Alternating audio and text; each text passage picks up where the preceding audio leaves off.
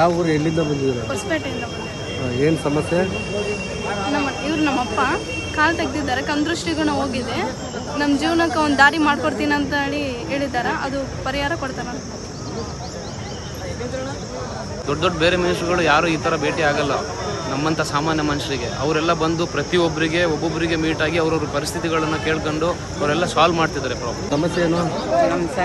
ನಮ್ಮ మనే కన్నడ సరిగ్గా బరాదిల్ల నಮಗೆ తెలుగుನಲ್ಲಿ మా ఇంట్లో ఇలాగ సమస్యలు ఉంటే ఇలాగ వచ్చి చెప్పుకోవడానికని వచ్చినాము.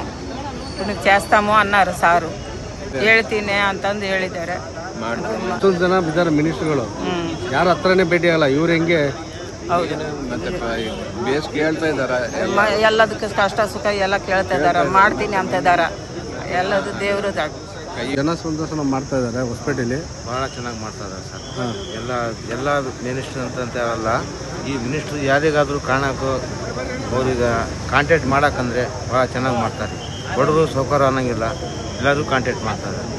ನಾವು ಬಂದಿದ್ದು ನಮಗೂ ನಮ್ಮದು ಕೆಲಸನೂ ಮಾಡಿಕೊಡ್ತೀವಿ. ಹೌದು ಸರ್, ನಾವು ಒಂದು 10 ವರ್ಷದಿಂದ ತಿರುಗಾಡ್ತಾ ಇದ್ದೀವಿ. ಯಾವುದೂ ಕೆಲಸ ಆಗಂಗಿಲ್ಲ. ಯಾವ ಮಿನಿಸ್ಟ್ರ್ ಹತ್ರನೂ ಯಾರು ಇವತ್ತುವರೆಗೂ ನಾವು ಕಂಡಿಲ್ಲ, ಬಿಡ್ಸ್ಕೊಳೋದು ಇಲ್ಲ. ಆದರೆ ನಮ್ಮ BZ ಜಮೀರ್ ಅಹಮದ್ ಖಾನ್ ಸಾಹೇಬ್ರು ಬಡವ ಆಗಲಿ ಯಾರು ಆಗಲಿ ಫಸ್ಟ್ ಅವರಿಗೆ ಸ್ಪಂದಿಸ್ತಾರೆ. ಇಂಥ ರಾಜಕಾರಣಿ ನಾವು ಮುಂದೆ ಕಾಣ್ತೇವೋ ಇಲ್ಲ ಅದು ಗೊತ್ತಿಲ್ಲ. ದೇವ್ರು ಅವ್ರಿಗೆ ಚೆನ್ನಾಗಿ ಇಟ್ಟಿರಲಿ. ಒಳ್ಳೆ ಕೆಲಸಗಳು ಮಾಡ್ತಿದ್ದಾರೆ. ಬಡವರದು ಬಗ್ಗರದು ಜಾತಿ ಭೇದ ಏನೂ ಇಲ್ಲ. ಇಂಥ ರಾಜಕಾರಣಿ ನಮಗೆ ಬೇಕು.